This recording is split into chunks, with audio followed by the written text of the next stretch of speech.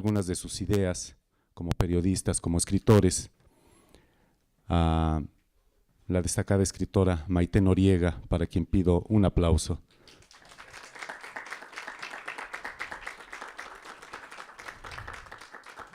Y además la acompaña en esta mesa el maestro René Avilés Favila, quien es coordinador de extensión universitaria y promotor de esta iniciativa, de este diálogo con profesionales.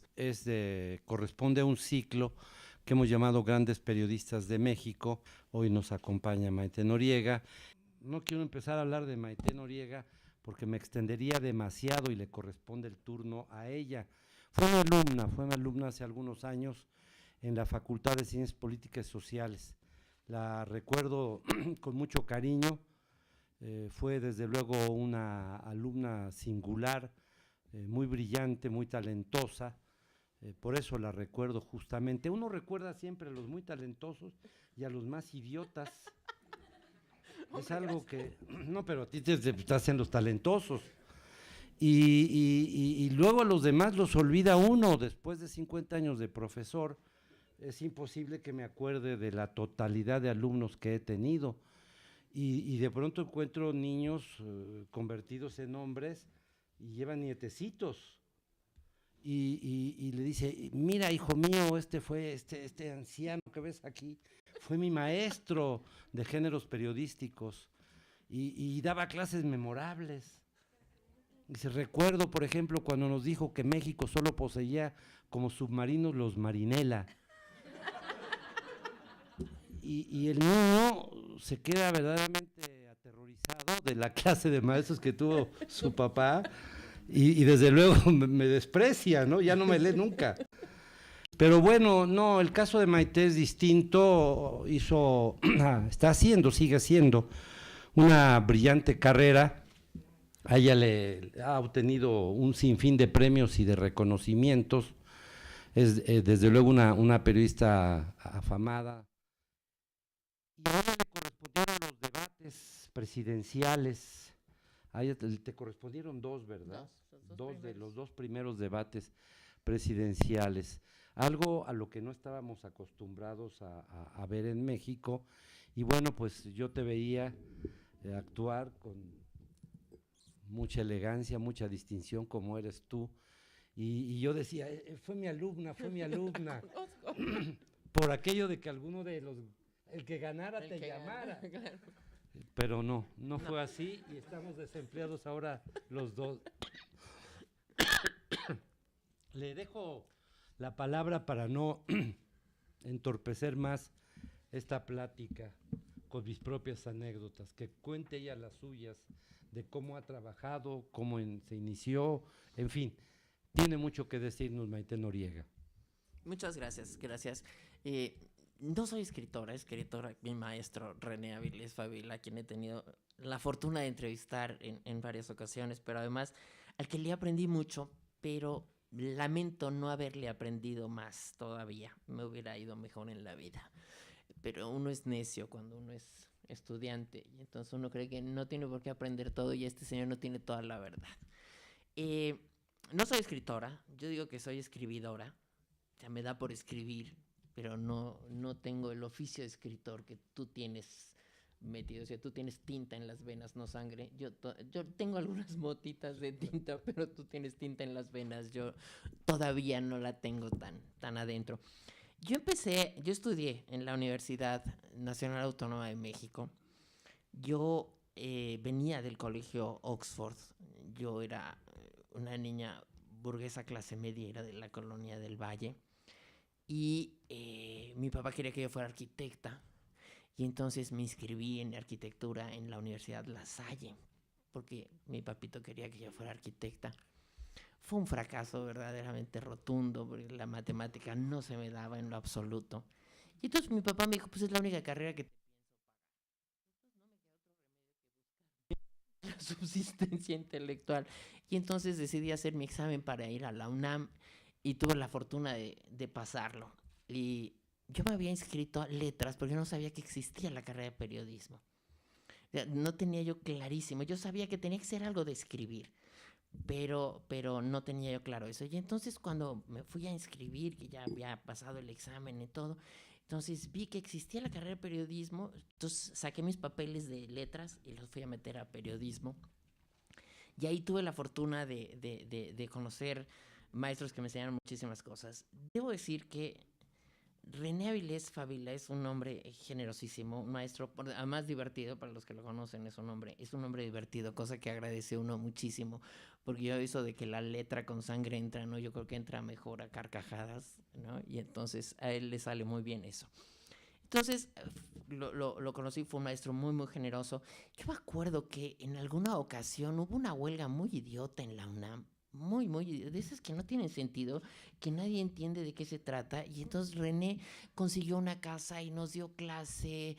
Era, de verdad, la vocación de maestro la tiene tan metida como la vocación de escritor, y no se me va a olvidar nunca eso, porque además era una casa muy bonita en el Pedregal, donde nos dabas clase, además. Una novia mía. Una novia tuya. Que esa es la otra, ¿no? Las novias del maestro. Yo, cuando yo estaba en, ¿qué sería? En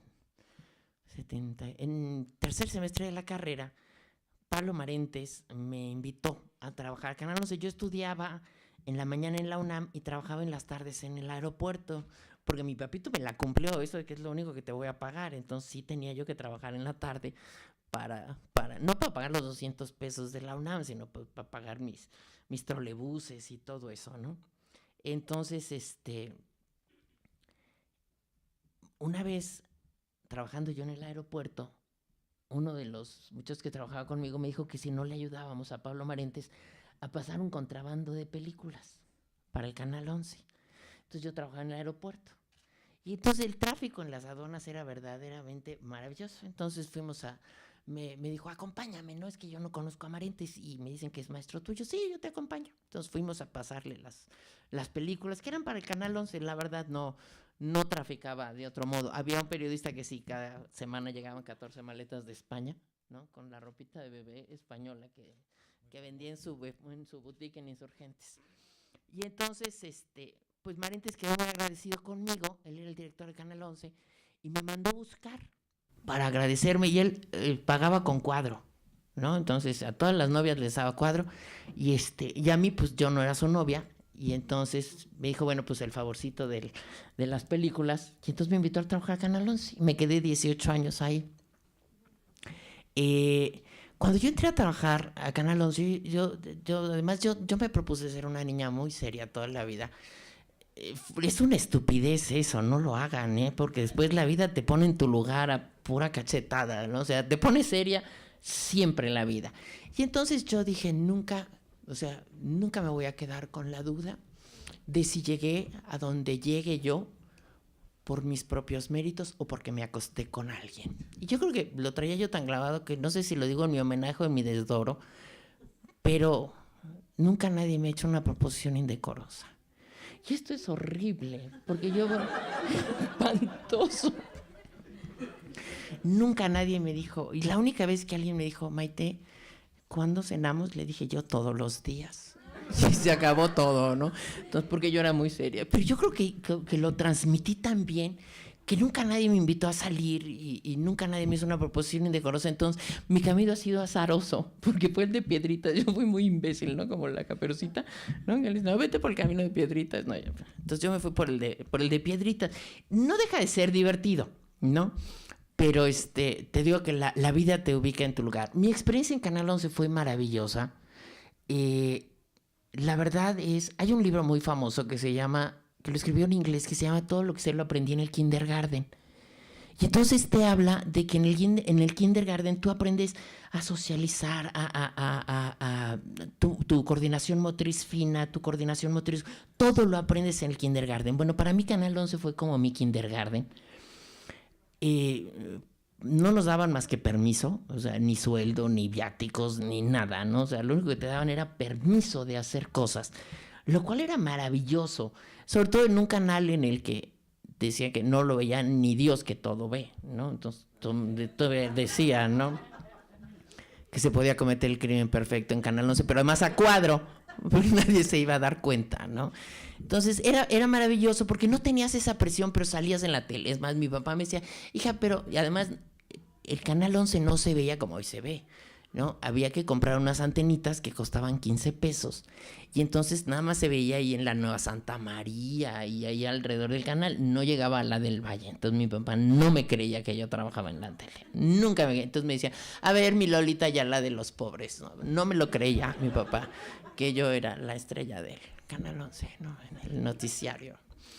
Ahí aprendí muchísimo porque además yo tenía una relación con Pablo Marientes muy especial, era muy distante y entonces él nada más me decía lo que tenía que hacer y yo lo hacía. Entonces me decía, Maite, tenemos que armar una redacción para un periódico mañana. Entonces yo nunca le pregunté, oiga, ¿y cómo se hace? Yo no tenía la menor idea, yo nunca había estado metida en una. Entonces te vuelves loco y te acostumbras a resolver cosas, ¿no?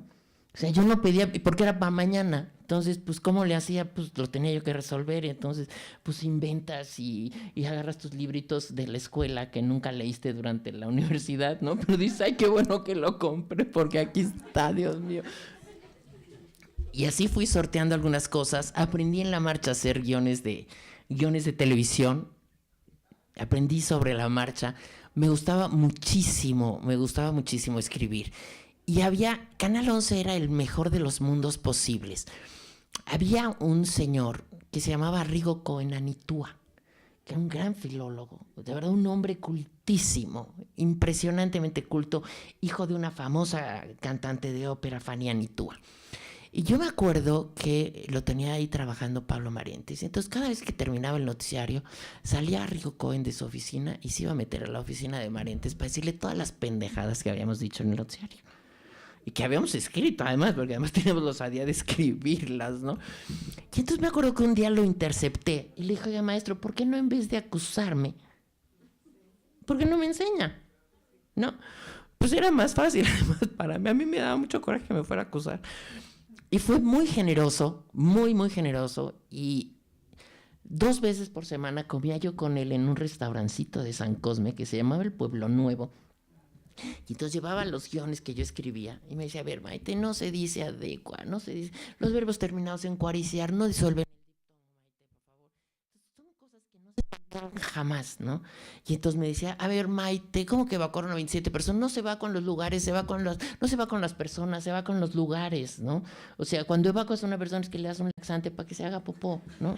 Que eso es lo que la gente no entendemos, ¿no? Y hasta la fecha los redactores siguen escribiendo lo mismo. Evacuaron a 37 personas. Es qué peste, qué madre, qué horror, ¿no?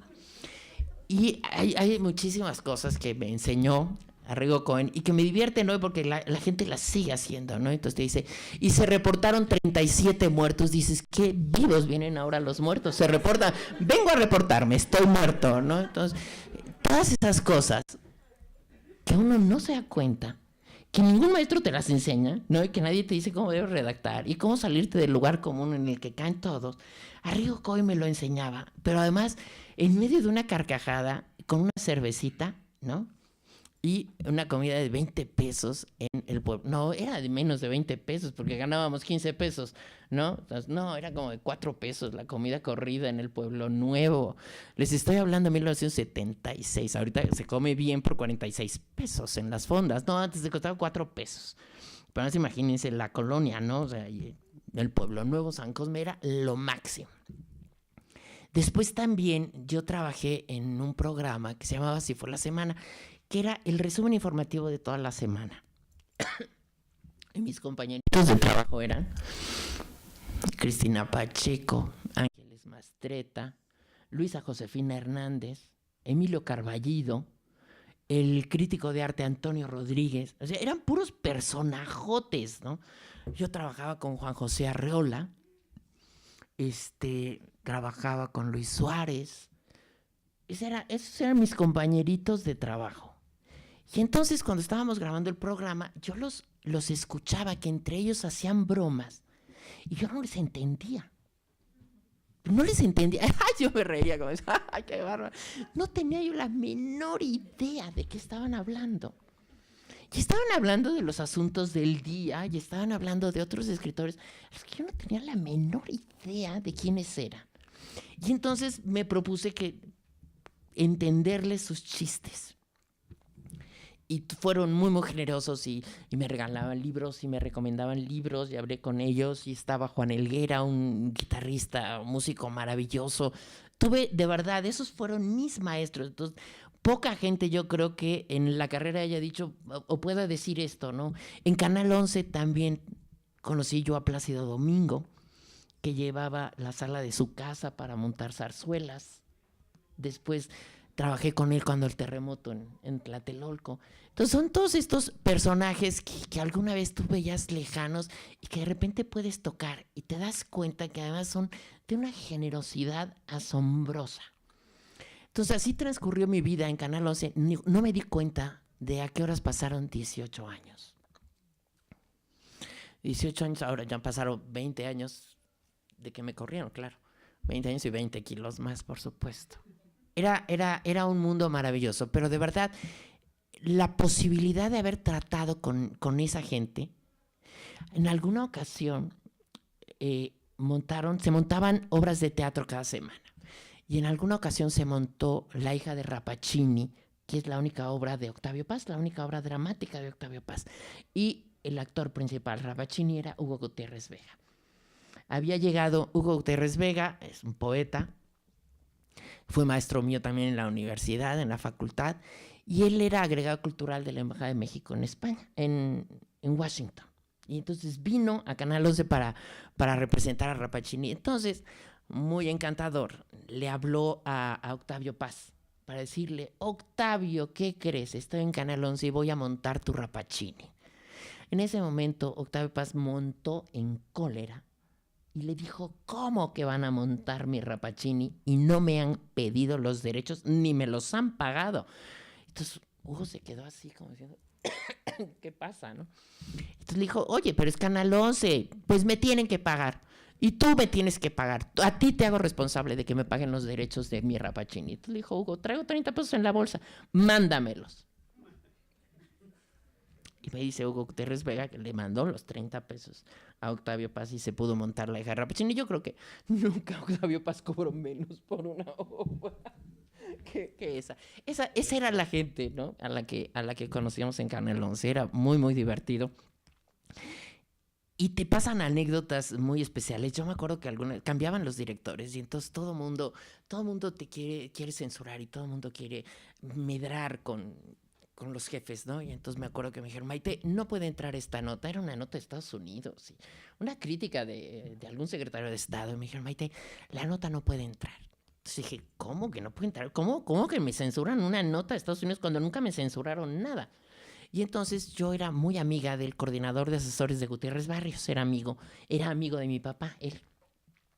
Entonces, acabando el noticiario, yo le hablé, le dijo: oiga, don Enrique, ¿cómo es posible que me censuren? Me dijo: vente para acá, anda cerquita, ando en el Canal 11, vente para acá. Entonces llego y me dice: ¿cómo que te censuraron? Sí, me dijeron que por instrucciones de gobernación no podía entrar esta nota hoy en el noticiario. Y entonces me dice: a ver, espérate. Entonces pone el altavoz, marca, le habla a la gente de la censura y le dice: oye, que tú mandaste censurar una nota de Canal 11. Y el tipo le contesta: ay, no, hombre, si son bien pendejos, se censuran solos. Entonces, toda esa vieja historia, pues vaya, ni les importábamos. Tú decías: trabajo en Canal 11 y toda la gente te decía, a mí me da mucha risa, les voy a decir una cosa. La gente, de verdad, yo salí de Canal 11 en 1994 y todavía hay gente que me la encuentro y me dice: de verdad, señora, ¿cómo me gustan los programas que hace usted en el 11? Entonces van a decirle: se ve que lo ve de verdad, es usted asiduo, porque hace 20 años que no aparezco en esa señal, por lo menos, ¿no? Pero sí, y era muy nice trabajar en Canal 11, ¿no? Era muy, muy nice. Tuve el privilegio, por haber trabajado en Canal 11, de haber sido la periodista que le hizo la pregunta más pendeja a Octavio Paz. Y además no me insultó, que eso es algo maravilloso, porque Octavio era verdaderamente infame. Durante un lapso muy, muy corto, de 3 meses solamente trabajé para Televisión Azteca. Y entonces era un programa que hacía el Gallo Calderón. Entonces me fui a trabajar allá porque yo hacía los reportajes culturales. Entonces dije: ay, bueno, pues esto ya me viste un poquito para la vergüenza de trabajar para Televisión Azteca, ¿no? Y entonces me dijeron, Maite, pues viene el 25 de diciembre, el 31, y hay que dejar hechos los reportajes. Entonces me entero que estaba ahí en el Colegio de México Octavio Paz dando una conferencia con Kenzaburo Oe, el premio Nobel de literatura japonés. Entonces digo, pues préstenme cámaras y yo me voy al Colegio de México. Octavio Paz fue muy gentil conmigo. Yo creo que le gustaba mi trabajo en Canal 11. Entonces fue siempre muy gentil conmigo. Entonces, bueno, pues me soplo la conferencia de Octavio Paz, la conferencia de Kenzaburo Oe, imagínense nada más, aquello eran 4 horas casi de conferencia. Y entonces al terminar la conferencia me acerco a Octavio Paz, se acercan todos los periodistas al chacaleo, ¿no? O sea, a lo que caiga, la escoria, lo que quede de la entrevista. Entonces me acerco y entonces me dice Octavio Paz, a ver, Maite, nada más 3 cosas. No me pregunte nada de lo que acabo de decir. No me pregunte nada del japonesito. Y no me pregunte nada sobre la situación del país. Y no, pues estamos hechos, ¿no? O sea, ¿cómo se llama, no? Y entonces le digo, perfecto, maestro. Si existiera Santa Claus, ¿qué le pediría? Y entonces, en ese momento, todos los reporteros se echaron para atrás conociendo a Octavio Paz. Dijeron, le va a mentar la madre, ¿no? O sea, la va a mandar al caramba. Y me dijo Octavio Paz, vente, vamos a platicarlo. Y se puso a platicarme de lo que le pediría a Santa Claus. Entonces llegué yo al canal, y después dije, no, tengo que cubrir también el del día 1 de enero. Entonces, maestro, ¿usted hace propósitos de Año Nuevo? ¿Cuáles son sus propósitos? Pero dije, no, pues ahí está la del Año Nuevo, ¿no? Entonces ya me contesta Octavio, pero ante los ojos atónicos de así hay ni todos, imagínate toda la gente que rodea Octavio diciendo, pero ¿cómo contestándole pendejadas a esta vieja Octavio Paz, ¿no? Entonces dije, bueno, pues lo que dicen, ¿no? O sea, cría fama y échate a dormir. Entonces yo era la niña que hacía los programas de la televisión culta de este país, ¿no? El Canal 11. Entonces eso me servía, de verdad fueron muy consecuentes conmigo, pero sí tengo en mi haber el haberle hecho la pregunta más pendeja a Octavio Paz. Y que no me mentara la madre, que eso también es la otra hazaña, ¿no? Porque era muy dado a, de verdad, se irritaba muchísimo, ¿no? Cuando le hacías una pregunta torpe a Octavio Paz. Esto es parte de mis andanzas en Canal 11. También hacía yo un programa en Canal... Bueno, en Canal 11 hice muchísimas cosas. Yo era como el bombero del canal. Hice todos los cargos. Fui chofer, fui camarógrafo, fui jalacables. Porque lo que querías era hacer cosas, ¿no? Aprender. Y te digo, no nos pagaban. Entonces, un día le dije a Marentes, después de un año de estar trabajando en el canal, dijo, oiga, maestro, les decía, no nos podrían pagar. Y me dijo, ¿cuánto tiempo lleva aquí? Pues un año. A ver, un año en el programa estelar con el director del canal. Si le cobrara yo, Maite, el tiempo aire, me quedaría usted debiendo. Entonces, le puedo dar 7 pesos. ¿Qué era? 7,000 pesos, que eran 7 pesos actuales, ¿no? Le podemos dar 7,000 pesos, porque se cobraban millones después, ¿no? Después acabé ganando 15 millones mensuales, que eran como 15 pesos, ¿no? Entonces ya me empezó a pagar. Pero era de risa lo que te pagaban, afortunadamente. Pero te digo que nos dejaban hacer cosas. Y entonces inventábamos reportajes y hacíamos programas especiales y transmisiones. Y la hice de chofer. Y me acuerdo cuando entró Héctor Parker al Canal 11 como director, corrieron a Jorge. No. Cuando se fue Marentes entra Héctor Parker. Y entonces, bueno, pues me quedo con Héctor Parker y después cuando corren a Parker entra Velasco y cuando está Héctor Parker de director, Héctor Parker era verdaderamente izquierdoso, pero izquierdoso, con una mujer argentina comunista. Entonces, imagínate lo que era aquello, ¿no? Entonces, el Héctor Parker era un gran ingeniero, era un tipo genial, pero además con la influencia de la mujer argentina y comunista, lo cual es una combinación dificilísima. Ser argentino y comunista es dificilísimo. Y entonces, pues no podía tratar con la gente de la SEP, ¿no? Entonces me nombraron embajadora plenipotenciaria del Canal 11 ante la Subsecretaría de Cultura. Entonces me aventaba yo unas reuniones con Juan José Bremer, con Jesús Reyes Heroles, que yo decía, bueno, no abría la boca, nunca abrí. Yo dije que se queden con la duda de si soy pendeja, no se los voy a confirmar jamás. Entonces, yo jamás abrí la boca, yo asentía, anotaba, desde entonces siempre cargo una libretita, una pluma y anotaba. Pero fue una experiencia muy, muy rica, porque además eran reuniones para planear la televisión cultural, ¿no? Entonces imagínate la gente que se reunía en esas salas con el maestro Reyes Heroles, con Juan José Bremer Martín, ¿no? Era verdaderamente delicioso. Entonces, todos estos aprendizajes yo los tuve en Canal 11 y les digo, yo calladita, aprendiendo y escuchando y pues, creyéndome mucho, porque estaba yo con el secretario. Entonces, yo llegaba a mi casa y yo era una chingona. Acabo de conocer al secretario. Sí, estuve platicando con él un ratito. Entonces, pues yo ya... Le preguntaban a mi mamá, oye, Maite no se ha casado. Y decía, no, pero sale en la tele. No, entonces, ay, mi mamá se la sacaba porque era horrible que su hija no se lo hubiera casado, pero salía en la tele. Entonces mi mamá, pues con eso ya se zafaba de que no se le hubiera casado su hija, lo cual era verdaderamente espantoso. Después, cuando hacía yo un programa para la gente del Colegio de México, con Mario Ojeda, el director del Colegio de México, fue un hombre muy, muy gentil conmigo.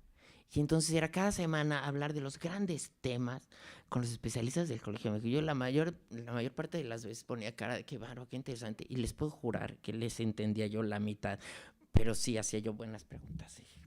Entonces tuve el programa y aprendes, de verdad, aprendía yo mucho y me preparaba, sí estudiaba, pero pues no te da para llegar al nivel, pues, puro doctor, ¿no?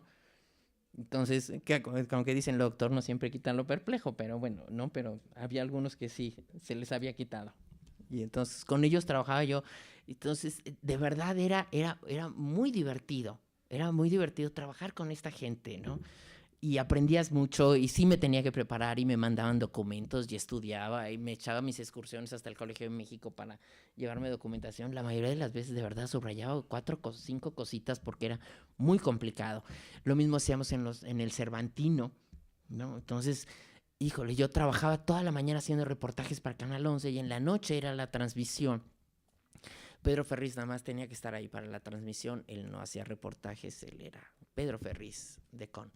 Y él comía y bebía con el director del canal y yo trabajaba. Y entonces lo que yo hacía era llegar y ver, porque de verdad todos los días presentabas un espectáculo diferente.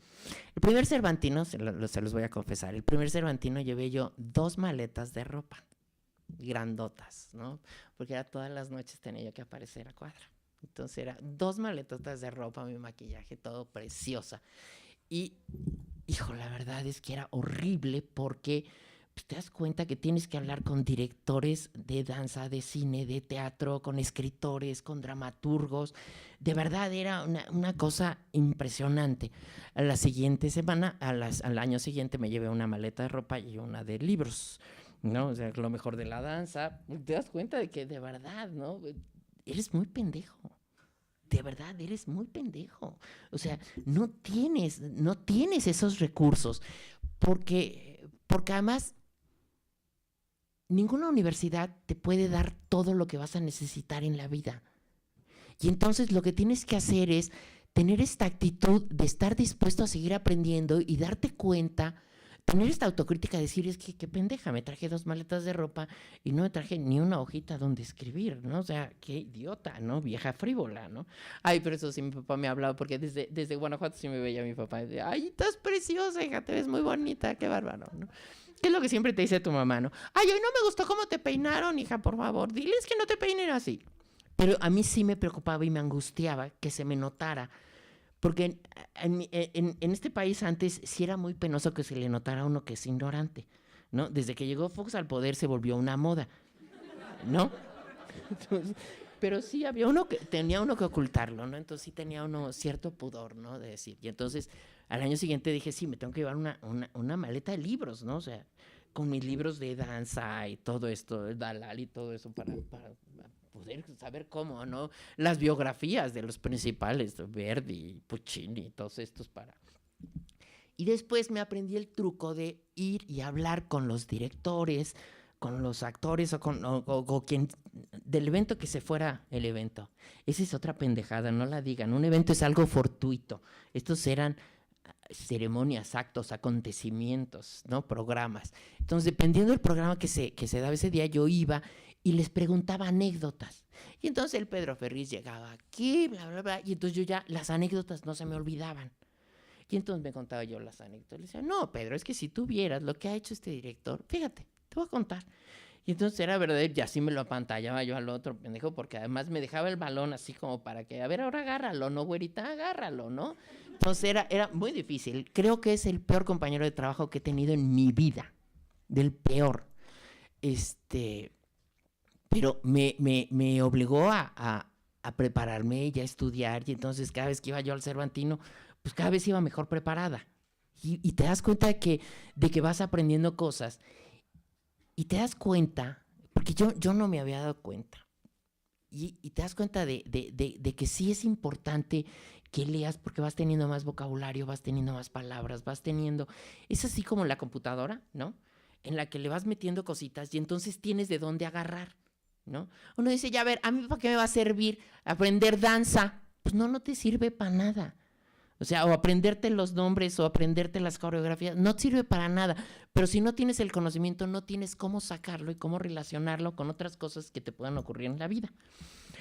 Y eso me pasó mucho después. Bueno, hice Los Cervantinos en Canal 11, después trabajé en Radio 1000, donde hacía un programa muy divertido con Fernanda Tapia, que es una de las mujeres más divertidas e inteligentes que conozco. De repente, para mi gusto, raya ya en la vulgaridad en su programita de la noche del almohadazo, sí, la verdad es de pena ajena, pero es una de las mujeres más inteligentes que yo conozco.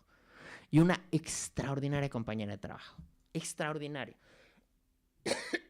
Hacíamos en Radio 1000 un programa que se llamaba Hablemos de los Hombres. Entonces, a mí me sirvió de terapia cuando me separé del papá de mi hijo, porque me ahorré al psicoanalista, todo yo iba y lo despepitaba ahí en el programa, maravilloso. Entonces, nada más entrevistábamos hombres. Pero lo más maravilloso es que nos oían los hombres, no nos oían las mujeres. No sé, me oían en el Colegio de México. Entonces, llegaba yo los viernes al Colegio de México para hacer... Soy Maite, el programa de ayer, qué divertido. O sea, los doctores aquí oyendo el programa del Colegio de México. Fue un programa muy, muy divertido. Y entonces hablábamos de que las mujeres se la pasaban besando sapos para ver si encontraban un príncipe. Y los hombres se la pasaban besando princesas y acababan siempre con una bruja. Esto era en alusión al papá de mi hijo, ¿no? Y entonces me acuerdo que un día me habla por teléfono y entonces yo no lo reconocí. Le digo, oye, perdón, ¿quién habla? Soy el sapo, me dijo. Entonces dije, bueno, perfecto, está permeando el programa, o sea, sí están captándose los mensajes. Entonces hice ese programa que fue muy, muy divertido. Ahí hice noticiarios, también trabajé en Radio Educación haciendo un noticiario de radio que a mí me sorprendió mucho porque yo tenía como 10 años de trabajar en Canal 11 y muchas de mis compañeritas de la escuela ni sabían que yo trabajaba en la tele. O sea, si yo no iba y les decía trabajo en la tele, pues nadie veía el Canal 11 más que la gente, como la gente de ahora que te dice, ay no, de verdad, a mí el Discovery Channel me encanta. ¿Y qué programa ves? Pues los que hay, ¿no? O sea, era como Canal 11, ¿no? Entonces la gente decía, no, de verdad, de Canal 11, las películas. Yo decía, ¿viste la de ayer? No, ayer sí no pude verla, fíjate, ayer no, precisamente ayer no. Era muy nice decir que la gente veía Canal 11, ¿no? Ay, qué horror, qué cosas. Bueno, de ahí me fui a Radio Educación y les digo que en Radio Educación, cuando a los 3 noticiarios me empezaron a hablar mis amiguitas de la escuela, ¿no? Envidiositas del Colegio Oxford. Ay, tú eres la del radio. Que yo decía, bueno, ¿cómo es posible que se escuchaba más Radio Educación de lo que la gente veía Canal 11? O sea, poca gente. Después ya algunas personas me pararon en la calle y decían, ay, ¿es usted la Canal 11? Sí, claro, soy yo, ¿no? Pero en radio sí era muy impresionante y ahí yo me enamoré del radio. Es mucho mejor porque en la tele tienes todos los apoyos, ¿no? Puedes editorializar con una levantadita de ceja, puedes hacer muchas cosas. En radio estás desnudo, ¿no? O sea, en radio eres tú, tus palabras y tus silencios. Y administrarlos es el arte de captar las audiencias. Eso me pareció verdaderamente revelador, porque además uno es muy soberbio y uno es muy idiota. Entonces yo decía, no, pues yo ya trabajé 10 años en Canal 11, radio para mí. No, hombre, es otro lenguaje, es otro mundo, es otro medio. Y me costó trabajo adaptarme al radio, pero después le agarré un gusto enorme. Entonces trabajé en Radio Educación, después trabajé en Radio 1000, hice noticiarios en Radio 1000. Después estuve aquí en UAM Radio, lo cual fue muy, muy gozoso. Estuve en el equipo fundador de UAM Radio. Me acuerdo a las 6 de la mañana cuando salimos al aire, que sonó el himno nacional, todos abrazados llorando, ¿no? Después de haber pasado la noche viendo el tsunami, pues fue el día del tsunami. Mi experiencia en radio ha sido muy, muy gozosa, ha sido muy breve, pero ha sido muy, muy gozosa. Después de Canal 11 me corre Alejandra Layú, porque ella quería ser la moderadora del debate y a mí ya me habían empezado a candidatear. Y entonces, el 28 de febrero de 1994, me dan un Premio Nacional de Periodismo por mi trayectoria en el canal. Y al día siguiente Alejandra Layú me prohíbe la entrada al canal. Y entonces me dice que me corre por mi bien y por el bien del canal. Y dije, bueno, pues solo que sea por eso, ¿no? Entonces, pues muchas gracias, ya me corrió del canal. Y algunos años después le pregunté a Diego, a Diego Fernández Ceballos, oye, ¿por qué me escogieron a mí? Y me dijo, mira, la verdad es que todos, tanto los de Televisa como los de Televisión Azteca tenían compromisos, ¿no? Uno era el compadre de uno, de un funcionario, otro de los equipos. Me dijo, tú eres la única que no tenía compromiso político mayor, pero además no estabas en ninguna televisora. Entonces hasta me hizo un favor la señora Layú, y entonces de ahí salí al primer debate, que por primera vez en mi vida entendí lo que es la posibilidad de perder el piso. No lo perdí, en aquel entonces estaba yo con el Chaparrito. ¿Tú conoces al Chaparrito? Entonces el Chaparrito me ubicaba mucho. Me decía, no te la creas, no eres tan importante, no concedas entrevistas, el personaje soy yo. Y entonces tenía yo un novio al que quise mucho, y seguramente alguno de ustedes lo conoce, fue Froilán López Narváez, que me ayudó muchísimo para centrarme, porque de repente, de verdad, sí te puedes volar. Imagínense a la Maite Noriega recibiendo llamadas desde las 7 de la mañana de Gutiérrez Vivo y de todo mundo queriendo entrevistarme, y yo diciéndoles, no voy a dar entrevistas, o sea, o sea, yo soy solo la moderadora, ¿no? O sea, no voy a dar entrevistas. Salía yo de mi casa y eran los fotógrafos. Querían verme salir de mi mansión, ¿no? De mi mansión.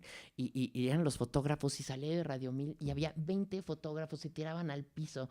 René, de verdad era una cosa escandalosa para sacar una foto de la moderadora. Y si no tienes a alguien que te vaya diciendo eres mortal, eres mortal, eres mortal, de verdad sí te pierdes.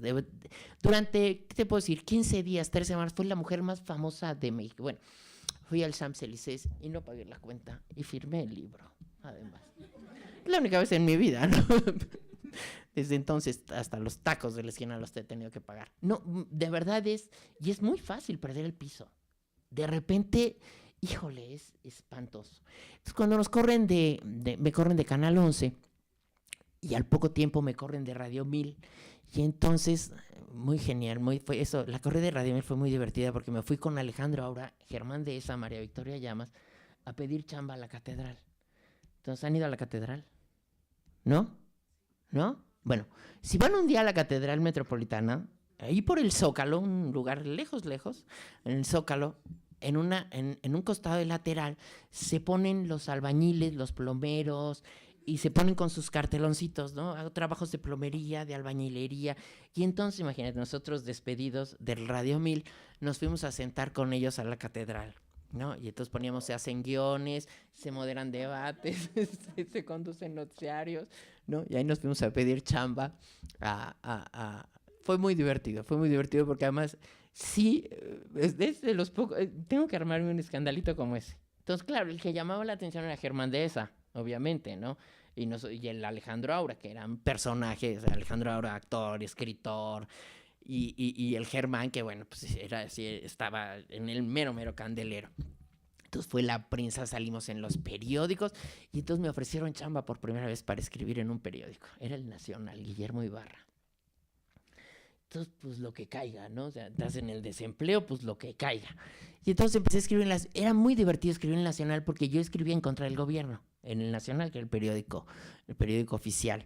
Y entonces yo argumentaba y decía, perdón, es un periódico de Estado, a mí no me paga el gobierno federal, a mí me pagan los lectores. Y entonces me defendía yo ahí con el Guillermo Ibarra, hasta que ya con Enriqueta Cabrera sí fue muy, muy difícil, porque Enriqueta, dije, a ver, mira, yo no me quiero pelear contigo, ni voy a permitir que me censures, entonces, pues mira, me voy tan cuatitos, y ya, entonces me fui, pero me divertía mucho, porque escribí durante casi más de 2 años en El Nacional en contra del gobierno.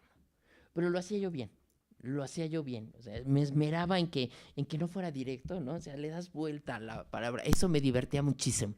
Y lo logré. Después me fui a PCTV, estuve ahí 10 años. Y era ese fue, yo creo que es el mejor lugar de trabajo durante ¿qué serían? Como 8 años. Aquí está Juan Nicolás, un colaborador mío y amigo de PCTV. Y entonces era un canal que no se veía en el Distrito Federal. Se veía en todos los estados de la República, en las ciudades más extrañas. Y entonces no lo veía mi jefe, lo cual era maravilloso. Entonces yo hacía el noticiario que me daba la gana. Abría yo el noticiario con un editorial y le zumbábamos a quien le tuviéramos que zumbar bien, o sea, no por consigna. Entonces hacíamos un noticiario, de verdad, la gente nos quería mucho en la provincia. Yo llegaba, bueno, me conocían más que Adela Micha en Cuernavaca, por ejemplo, ¿no? O sea, una cosa extra. No, de verdad, creo que hacíamos un buen noticiario, lo hicimos muy bien. Y el problema fue cuando lograron mis jefes que el noticiario lo transmitiera Canal 22. Ahí se fregó la cosa. Porque entonces ya lo veían. Y entonces querían quedar bien con los funcionarios y querían quedar bien con todo el mundo. Y entonces empezó la censura y empezaron las grillas. Y bueno, el encanto duró muy poco tiempo y ya nos tuvimos que ir de ahí. De ahí nos fuimos ¿a dónde? Hacer una revista, que fue muy divertido hacer una revista. Tengo un amigo que me dijo, oye, Maite, ¿alguna vez has hecho una revista? Le digo, no. Me dijo, yo tampoco, pero ¿hacemos una? Yo les dije que sí sabemos. Sí, ¿cómo no? Entonces era un inversionista. Pues órale, te hacemos tu revista. Y la hicimos. Entonces te pones a estudiar como loquito y agarras tus libritos, tus manuales. Y hicimos una buena revista.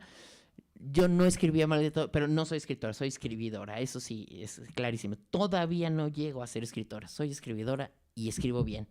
Hicimos una revista, fue muy, muy, muy gozoso. Yo toda mi vida quise trabajar en una revista y lo logramos. De ahí tuve la fortuna de trabajar en el equipo que fundó UAM Radio. También estuve en el equipo que fundó Efecto TV, donde también hacíamos un noticiario maravilloso hasta que llegó el hermano menor del dueño que se sentía vicepresidente. Entonces de repente me dijo, Maite, me cae muy mal Xóchitl Gálvez, entonces a partir de hoy en el noticiario vamos a meter una nota cuando era candidata para Hidalgo. Me dijo, todos los días vamos a meter una nota para pegarle a Xóchitl Gálvez. Ok. Le dije, bueno, pero puedo objetar, ¿no? O sea, por objeción de conciencia, entonces yo no voy a presentar esa nota. Haz lo que quieras. Perfecto, entonces yo no la presento. Y entonces la nota entraba después de los comerciales, o sea, la nota pagada por quien ustedes se quieran imaginar, y yo no lo hago. Y lo mismo hicimos en Radio 1000. En Radio 1000 fue una cosa muy curiosa. En Radio 1000 trabajaba un señor, ese señor que se llamaba Miguel Ángel Granados Chapa. Y entonces, de repente, nos invitó, cuando Cuauhtémoc, que era candidato, lo invitó al programa de Radio 1000 y estuvieron a punto bueno, de hecho lo corrieron a él, al joven Granados Chapa, y a partir de ese momento quedó prohibido en Radio 1000 hablar de la campaña de Cuauhtémoc Cárdenas. Entonces yo tenía a mi cargo el noticiario del mediodía, y entonces dije, perfecto, está muy bien, se acata. No se puede hablar de Cuauhtémoc Cárdenas, perfecto, pero tampoco hablamos de ningún otro. Y entonces me mandó a llamar el director, le dije, me parece muy bien, yo lo respeto, pero le dije, a usted no le conviene que consideren que Radio 1000 es parcial. Entonces yo creo que lo que debemos hacer es acatar la instrucción de gobernación, no meter a Cuauhtémoc, pero tampoco metemos al PRI y al PAN. Entonces, pues como que no supo cómo, me dijo, bueno, Maite, lo que tú digas. Y entonces no metimos al PRI y no metimos al PAN. A los 15 días me dijeron, bueno, Maite, ya puedes hablar de Cuauhtémoc Cárdenas. Ya puedes hablar de Cuauhtémoc Cárdenas. Qué bueno.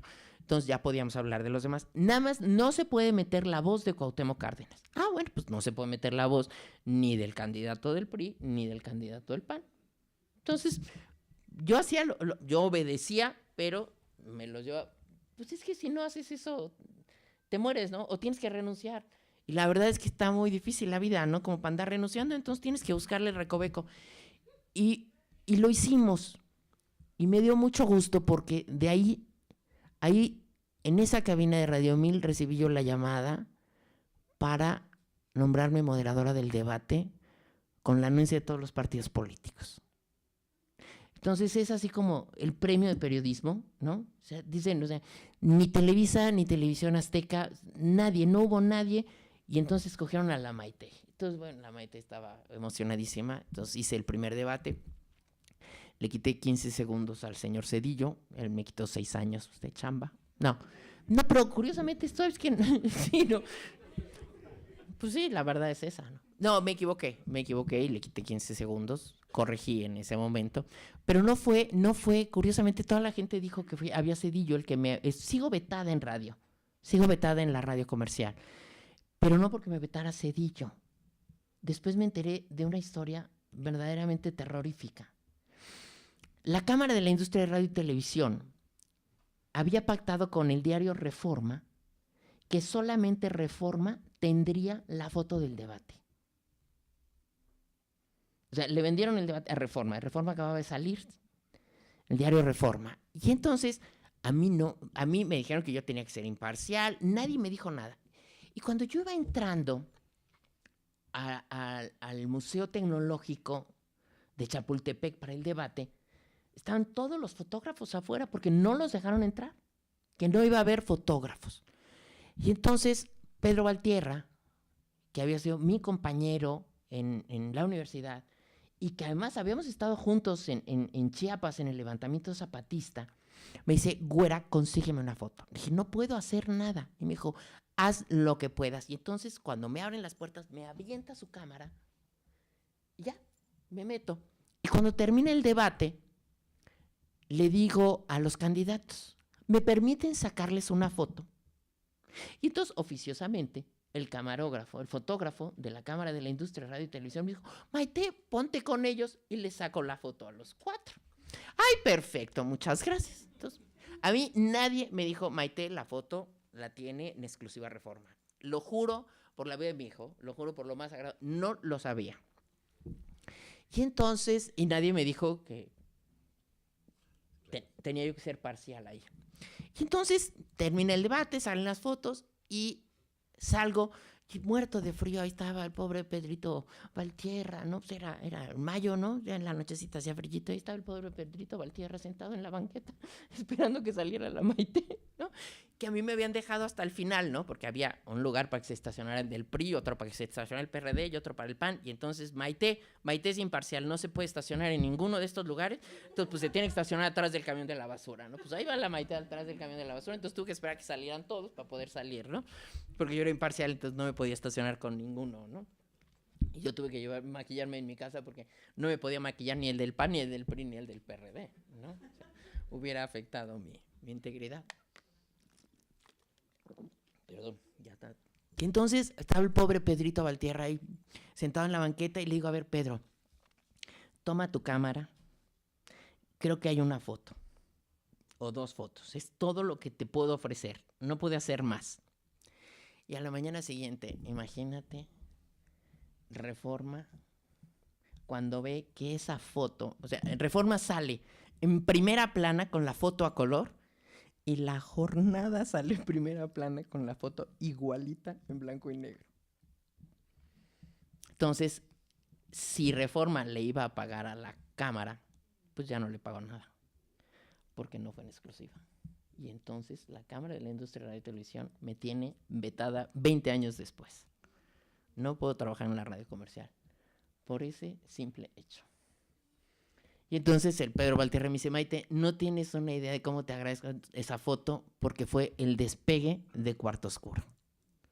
Entonces me da mucho gusto haber podido ayudar a mi compañerito, pero veto de 20 años. No fue Zedillo, fue la Cámara. Bueno, pues les podría yo seguir contando cosas, pero no quiero abusar de su tiempo. Además fueron muy generosos en haber venido, muchachos. Se les agradece muchísimo su presencia.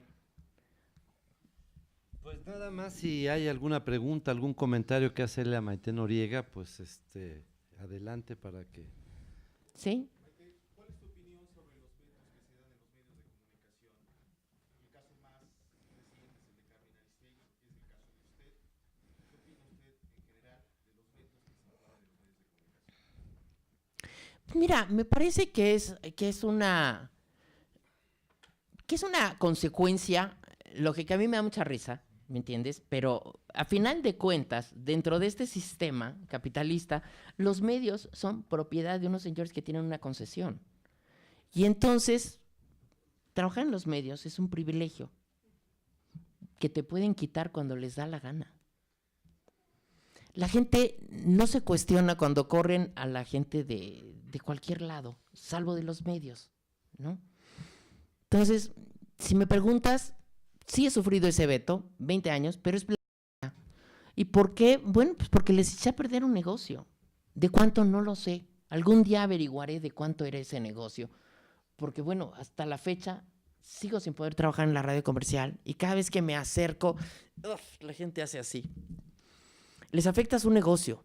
Y, pues, la verdad es que este gobierno, este país, este modelo económico, lo que ha propiciado es eso, que los servicios públicos, todo lo que tiene ese carácter, porque los medios tienen una responsabilidad social y a partir de ahí tendrían que pensarse o repensarse de otro modo, sí siendo un negocio, pero también entendiendo cuál es la utilidad pública de estos.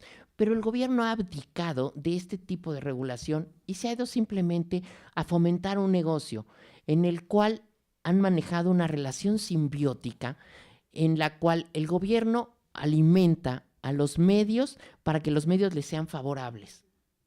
Entonces es una relación muy, muy perversa y somos producto de eso. O sea, si me preguntas de los vetos, pues es producto de esto. ¿Y qué hemos hecho? Pues lo que hemos hecho a lo largo de toda nuestra vida, nada. O sea, yo traía preparada una conferencia de 20 minutos, los hubiera yo atarantado 20 minutos con datos muy claros de lo que ha pasado los últimos 20 años en este país. Pero es esta evolución que nos ha llevado a que los negocios estén por encima del bienestar común, los negocios estén por encima de la sociedad, los negocios estén por encima de lo que marca la ley. Entonces, ¿qué opino de los vetos? Que existen, que no hay nada que hacer contra ellos, mientras no se modifique el modelo capitalista, este modelo en el que estamos viviendo, que además veo muy, muy difícil que se modifique o que se cambie, porque este capitalismo ha adquirido unas formas de seducción mucho más profundas y mucho más diversas. Antes, por ejemplo, los gobiernos te obligaban a empadronarte, ¿no? Entonces ibas, te empadronabas y decías quién eres, dónde vives, bla, bla, bla, y era una obligación, ¿no? Ahora, tú voluntariamente te empadronas en Google, en Facebook, en Twitter, ¿no? Y entonces, el objeto de culto ahora se llama iPhone o se llama tablet. Y entonces lo que la gente antes hacía a fuerza, hoy lo hace voluntariamente. Y entonces eres más vigilado que nunca, pero por tu propia voluntad. Y la gente cree que es libre porque puede decir cosas en el Twitter. Y no es cierto, eres esclavo de un like.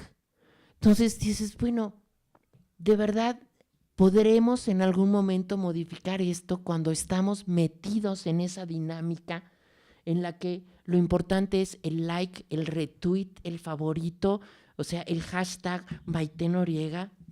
Entonces, sígueme con mi hashtag. Es tan estulto, tan torpe, tan egoísta, y creemos que somos más libres, y no es cierto. Y entonces el modelo capitalista lo que hace es reforzarse, porque lo que antes los gobiernos hacían o obligaban a la gente a hacer, ahora lo hacemos voluntariamente en favor de las empresas públicas. Entonces leía yo un libro que se llama Psicopolítica y decía que durante muchísimo tiempo por ejemplo, con el marxismo se decía que la relación o la lucha de clases se sostenía porque existían los empleadores y los empleados, ¿no? Y los proletarios eran aquellos que solamente tenían la producción de hijos. O sea, lo único que hacían era producir hijos para meterlos al ejército de reserva. Ahora, dentro de esta nueva dinámica, nosotros somos nuestros propios explotadores. Y entonces tienes que estar en todas las redes sociales y tú tienes que trabajar más para ganar más. Y entonces tienes 17 empleos, tú solo te explotas, ¿no? No tienes tiempo para el ocio porque si no, no te alcanza, porque antes tenías un sueldo de 80,000, hoy tienes que juntarte 20 de 5,000 pesitos, ¿no? O sea, como las putas, ¿no? O sea, que antes era uno de 2,000 o 2,000 de a uno, ¿no? Entonces, es mucho más difícil que logremos romper este modelo capitalista que ha inducido precisamente esto, ¿no? O sea, ellos son los dueños del balón y las canicas y todos te dicen cuándo juegas y cuándo no juegas. Y alégale al umpire, o sea, ¿cómo le alegas a los señores de Multivisión? ¿O cómo le alegas a los señores de la Cámara? O sea, oigan, no, y si yo les digo, es que fue por esto, me van a decir, no, simplemente que usted no es buena. Para nosotros usted no es buena. Pues me van a decir, ¿por qué no me contratan? Pues porque usted no es buena para nosotros. ¿Y en qué Comisión de Derechos Humanos me va a defender contra la opinión de esos señores? Pues ellos opinan que soy muy mala y que por eso no me dan chamba en radio. Bueno, pues los señores de Multivisión opinan que Carmen es muy mala y que Carmen abusó de ellos y alégale al umpire, ¿eh? ¿Cómo le haces? Pero nosotros somos los culpables. Cuando la gente dice de verdad, es que nosotros tendríamos que hacerlo, y es que somos muy poco participativos, no nos damos cuenta en que participar es, no sé, meterte a la encuestita de org y difundirla, y de verdad no tienes que hacer, ni salir con pancartas, ni ir a aventar huevas, no, o sea, tienes que participar y a ver, ¿en cuántas ONGs estás? La mayoría de la gente en Estados Unidos trabaja en 1 o 2 ONGs, ¿no? Nosotros, ¿en cuántas? En ninguna. No tenemos esa conciencia de participación. O sea, sí somos solidarios, o sea, está jodido mi compadre, pues déjalo que se venga a vivir a la casa 8 días, ¿no? Sí, en eso somos solidarios, pero no decimos, a ver, ¿por qué está jodido? Bueno, pues porque el sistema capitalista ha impedido que el señor pueda desarrollarse, pueda trabajar, y entonces no pensamos más allá de nuestras narices. Y entonces, por eso, de verdad, es por nuestra falta de participación, nos han hecho creer durante mucho tiempo que esta fue una cosa del PRI, que era mamá gobierno, ¿no? Papá gobierno, que para mí que era la madrastra de Blancanieves, ¿no? Papá gobierno. Entonces te decían, tú no te preocupes, yo te lo resuelvo. Y entonces ellos nos resolvían todo aparentemente para evitar que participáramos. Y entonces se nos quedó esta cosa. O sea, en Oaxaca todavía tienen lo del tequio.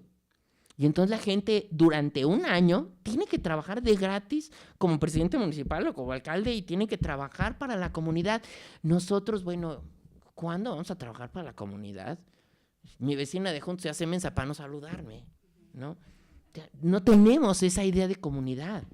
Porque la sociedad es una cosa, ¿no? O sea, la sociedad es grande, es amorfa, pero la comunidad es los que estamos aquí reuniditos, ¿no? ¿Cómo le hacemos? ¿Cómo nos ponemos de acuerdo? Y ni siquiera ha permeado o tenemos ahora esa conciencia de comunidad que teníamos antes, ¿no? Ya no la tenemos. Entonces sí es culpa nuestra. ¿Y cómo se resuelve? Bueno, pues como dicen los jesuitas, haz lo que haces, ¿no? O sea, cargar el país es muy difícil. Traten de cargar la República Mexicana. La Baja California se les va a encajar aquí. No carguen la República, no carguen a la patria, no carguen el país, carguen su bronca. O sea, ¿cómo resuelvo lo de la basura? Oye, pues no la tires, ¿no? O sea, recojo el papelito. Es que es así de sencillo. Lo que pasa es que parece tan fácil que es ahí. ¿De verdad creen que con eso se va a arreglar el país? Pues sí. Pues fíjense que sí. Si cada quien recoge un papelito, se va arreglando el país. Porque el ejemplo de que yo recojo un papelito va a permear y otro va a decir, pues vamos a recogerlo, ¿no? O sea, si ella lo recoge, pues vamos y lo recogemos. Es más fácil. Lo que pasa es que nos han hecho creer que solo es importante lo que es complicado. No, hombre, es importante lo que es fácil también. Y lo que es cotidiano. Perdón. ¿Alguien más quiere? ¿Quiere meterse en un rollo del Mar Muerto? Gracias de verdad por haberme escuchado. Gracias por el report, por la respuesta. Y de verdad, el periodismo es apasionante, pero es muy difícil. Y es muy difícil. Y no pierdan de vista que hay que estudiar todos los días. Y por favor, titúlense. Por favor. ¿Saben que yo tengo 61 años y me estoy titulando apenas? No me titulé porque nunca me pidieron título, pero ahorita te piden título para todo. Y estoy en mi trámite de titulación a los 61 años. Entonces, hace uno muchas pendejadas en la vida y ahorita lo pagas, de verdad. Acaben ciclos, cierren. Claro, yo tenía mi posgrado en la Universidad de Navarra y entonces pues sacaba yo el título del posgrado y bla, bla, bla, y a la hora de la hora, y ahorita sí, ¿eh? Y para ustedes va a estar peor. Entonces, muchas gracias. Gracias, querido René, por invitarme, de verdad. Me siento muy honrada de estar contigo en esta mesa.